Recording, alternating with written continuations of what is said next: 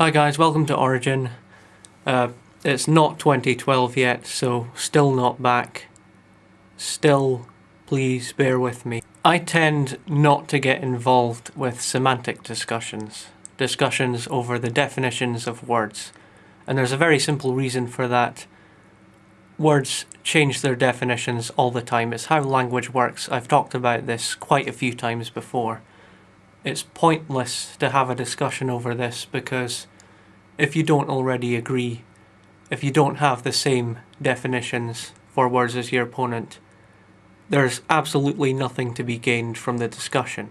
Okay, you could learn more about your opponent's view, but that's pretty much it. BionicDance has been at the centre of some mini-dramas involving semantic discussions, particularly over words like atheist, theist, agnostic, gnostic, agnostic, etc. for a few months now. And the most recent one was a bit more high profile because her opponent was, oh my god, it's Criss. And I tend to mostly side with BionicDance. The way she defines the words atheist, theist, agnostic, gnostic tends to be the same way I define them. Where she really generates controversy is when she tells, well, maybe not tells directly, but says that agnostics or agnostics, people who label themselves as agnostics or agnostics, when she tells them that they are in fact atheists, or agnostic atheists or agnostic atheists, etc. They tend to object and say, no, I'm not an atheist. I don't know whether I believe or not, or if I don't have a clear definition of what a god is, how could I possibly assert any kind of belief or disbelief? Now, I do see atheist, theist, and agnostic, gnostic as being dichotomies with only two options, but they deal with two separate issues.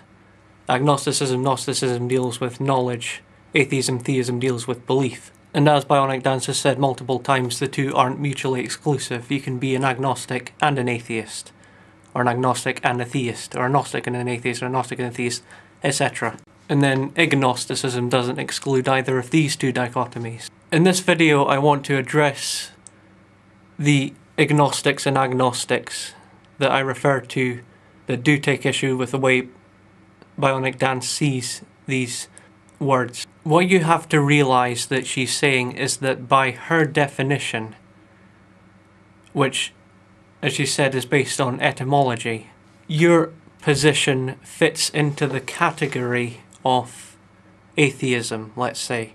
And this is where I begin to disagree with her, because she would say, well, you should describe yourself as an atheist if you are in fact an atheist. I don't personally care. I think if you're going to call yourself an agnostic or an agnostic, to me what you're doing is you're using the word that best sums up your position on the issue. It may be, as in my case, that I'm an agnostic, atheist. I see that the concept of a god hasn't been clearly defined. I can't rule out the possibility that a god might exist, but I reject all theistic claims or deistic claims that one does exist based on lack of evidence or simply the fact that these god concepts that have been presented so far are just not possible. I'm all three of those things, and I don't have a problem using any of them to describe my position. The one I would use most often is atheist, but I think we label ourselves with the view that we find the most important. So, example, if we place more importance on agnosticism than atheism, we'll call ourselves agnostics. And there's no more wrong about that than anything BionicDance has said, or oh my god, it's Criss has said. No one is in the wrong here. Your definition cannot be right or wrong. That's simply not how language works. And if you're an agnostic and someone called you a pussy atheist, that's too simplistic, really.